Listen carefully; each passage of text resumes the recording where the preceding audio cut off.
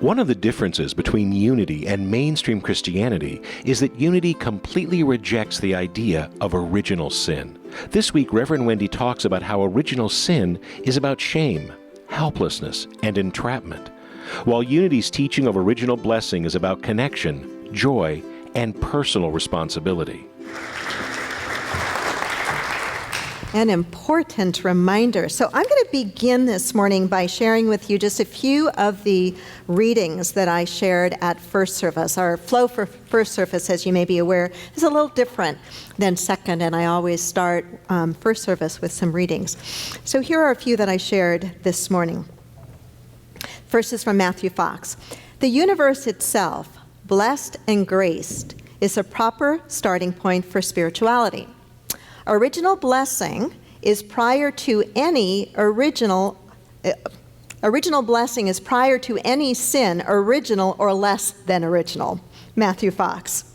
And then this one from Bishop John Shelby Spong. There never was a time when we were created perfect and fell into sin and needed to be rescued. We are evolving people. We are not fallen people. We are not a little lower than the angels. We're a little higher than the apes.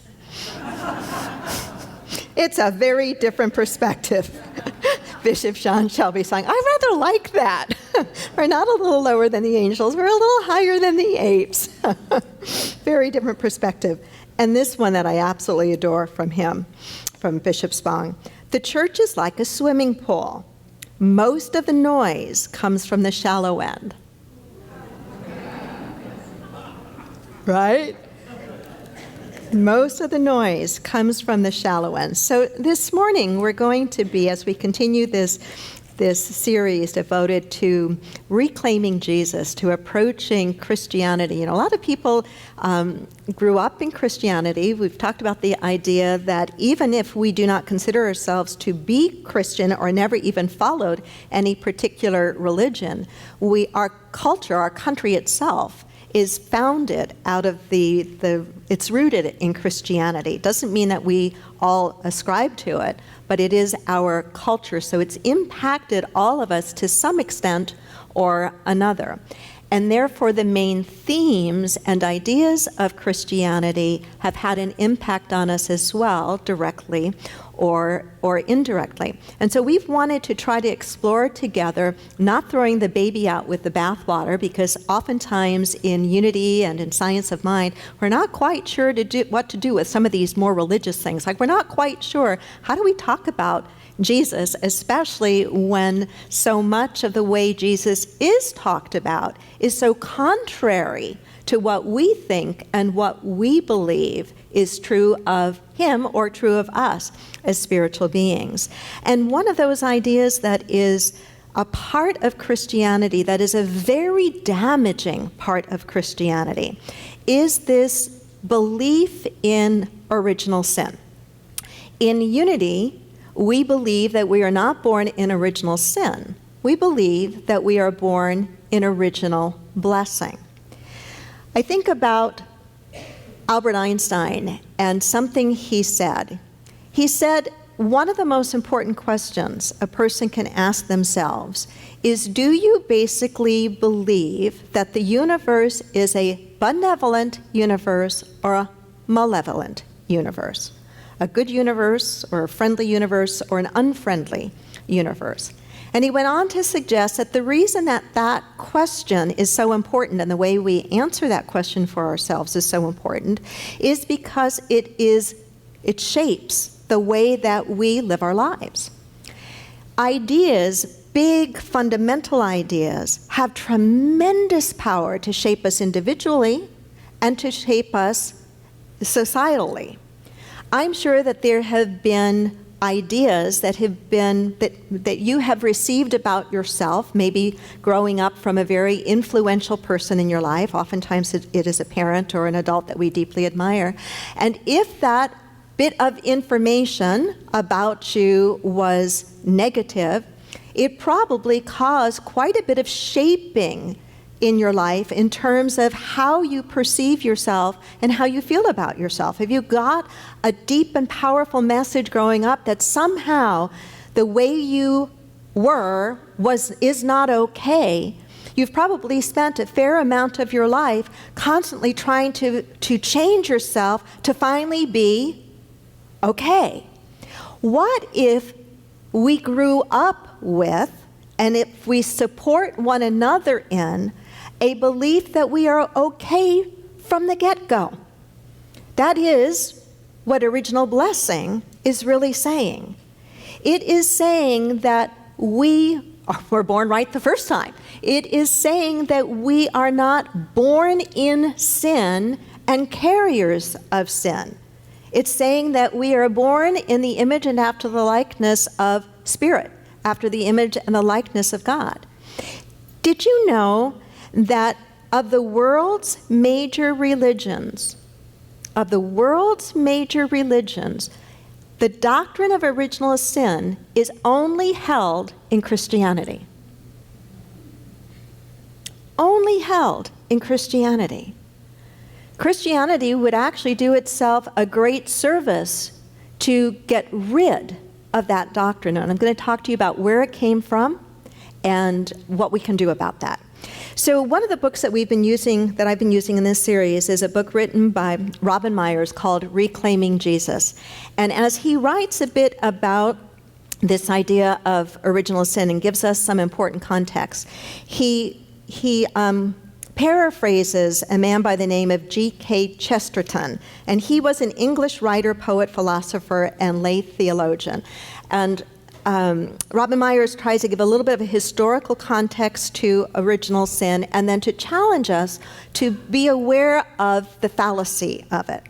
So G.K. Chesterton once wrote that certain new theologians dispute original sin, which is the only part of Christian theology which can really be proved, is what he's saying. All you have to do, he argued, is open your eyes to see that original sin is self-evident and validated by all human history. When St. Augustine, Bishop of Hippo from 396 to 430, solidified the notion that we sin because we are born to sin, that we are the children of sin, that sin is in our DNA passed down to us from the disobedience of Adam and Eve, he created the first major premise of Orthodox Christianity. Although the concept was not original to Augustine, it was Augustine's enormous influence on early Christian theology that gave us the fully developed notion that we are fallen by birth, trapped by the sin of our first parents, and can only be saved from that sin by Jesus. There is no doctrine of original sin in Judaism. Did you know that? No doctrine of original sin in Judaism, and none in the biblical story of creation, except as the myth of Adam and Eve is literalized. He writes, in effect, the church has created the ultimate spiritual franchise, a kind of salvation monopoly. We're pronounced bad by birth and given only one possible cure by the same entity that provided the diagnosis. How convenient is that?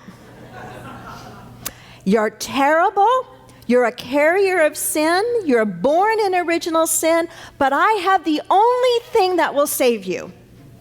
And if you buy this, you will be saved, and you will go to a really nice place, not now, because I can't guarantee that now, but I'll promise that you'll have it later on.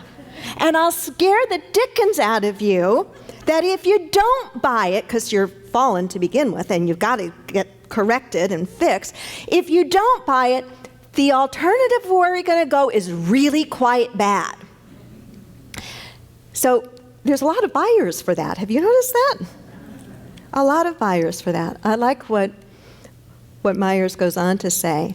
He explains, as we well know in Unity, that sin is really about, it comes from the Greek word, archery term, which means to miss the mark. It's really about the fact that sometimes we set a goal or a standard for ourselves, a spiritual goal or a spiritual standard, and we may miss it. We may not do so well. Do we make mistakes? Do you make mistakes? Do I make mistakes? You bet. We all make mistakes. But that does not mean that we are a mistake. We're not a mistake. And what a different way we would hold ourselves if we truly, fully embraced our own divinity. If we really, truly, fully embraced our own okayness, our own rightness, and then to take that in its natural progression, to really look out upon all others, knowing the same to be true of them. There would be such a radical change in the way that we treated one another. There'd be such a radical change in the choices and decisions that we made for ourselves and for our communities and for our human family. Meyer says, we do so, we make bad choices, not because we are carriers of sin, but because we are, I like these 3 points, because we are deluded by the ego. Ever feel deluded by your ego? At war with your ego, trying to get your ego in check? Because we are deluded by the ego, trapped by fear. Anybody still dealing with a little bit of fear from time to time around some things? Because we are deluded by the ego, trapped by fear, and paralyzed by insecurity. Can you relate to any of those pieces? I bet you can. I can too. And he suggests that it's out of those kinds of very human experiences that we have that we oftentimes will miss the mark. And yet, we do have teachers, Jesus being the one that we're studying together in this series, we do have teachers that show us the way out of that kind of missing the mark, that give us kind of a blueprint on how to live our lives where we hit the bullseye a little more frequently, and where we create an environment that supports others in hitting the bullseye, if you will, a little more frequently.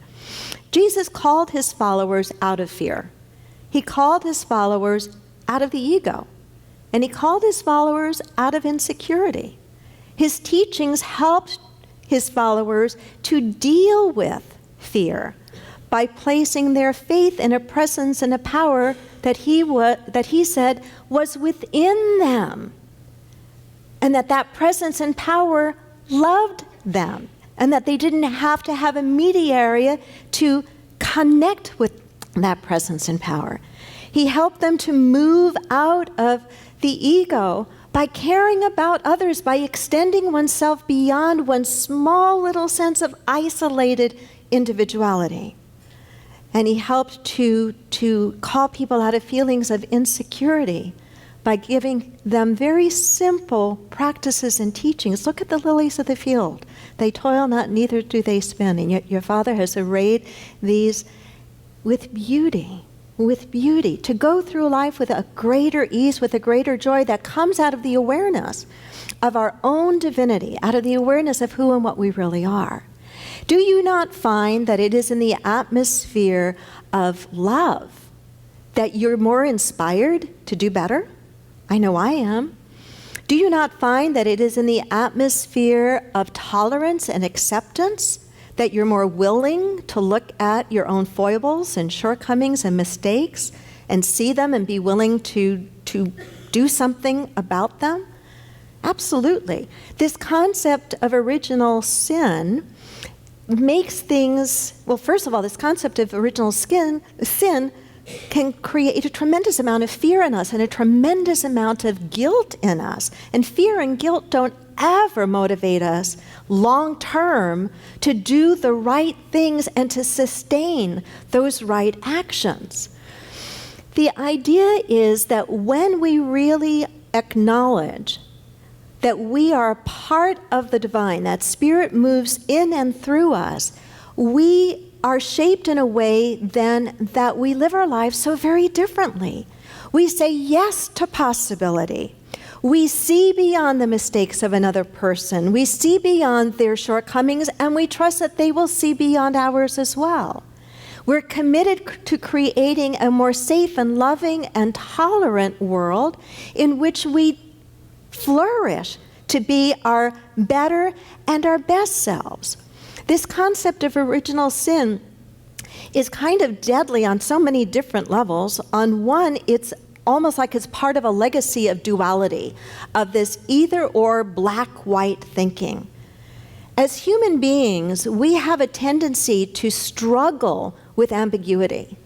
We want it to be either black or white. We want a clear yes or a clear no.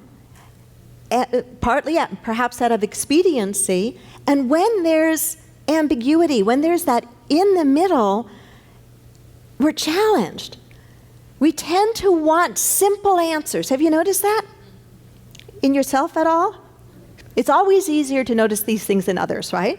We're living in a political climate, not just in our own country right now, but in the world right now. France has got a really important election going on. I'm not going to tell you who, but I've got my fingers crossed. I'm praying for a certain thing.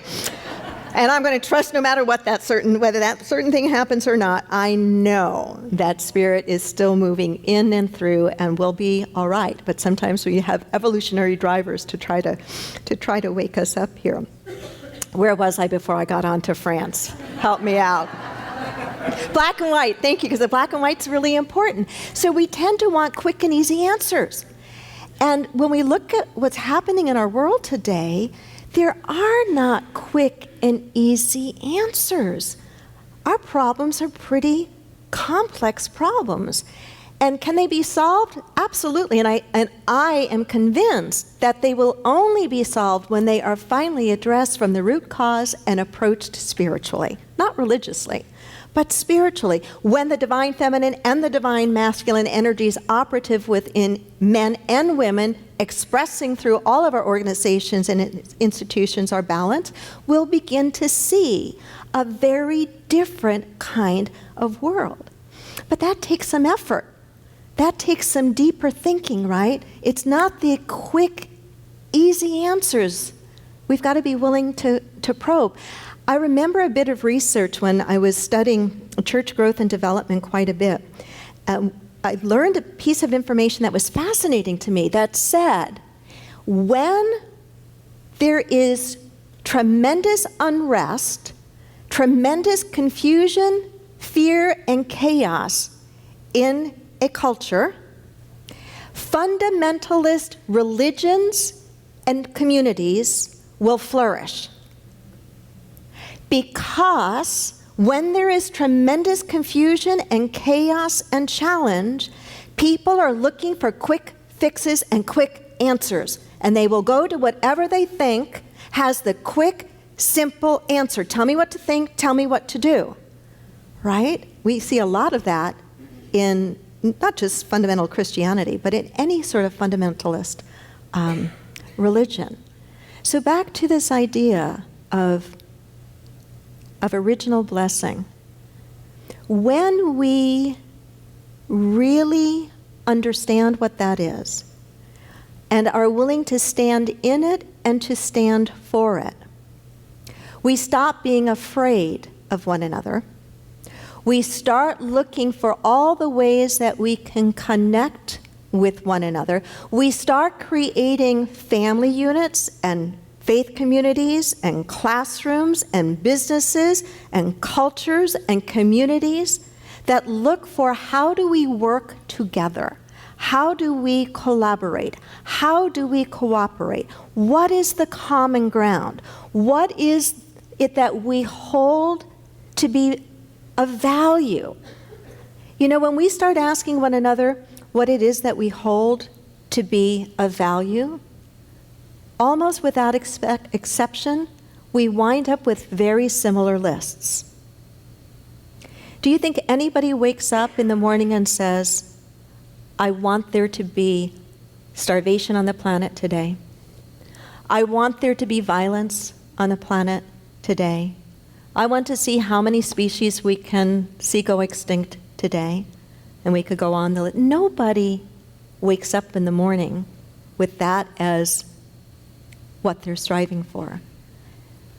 We want kindness. We want an opportunity to give of the gifts that we have that come out of our own blessed uniqueness. Our own blessed uniqueness. I need you, and you need me. I need you to be authentically you, to be the beautiful slice of the divine that you are in your unique way. I need you to love that about yourself so much that you are willing to stand in that in all its glory and never let somebody tell you that you are not okay.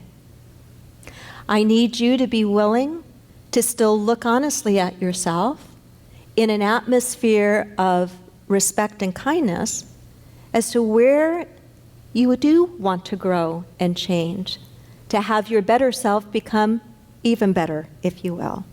And I need you to do that and hold that for me as well.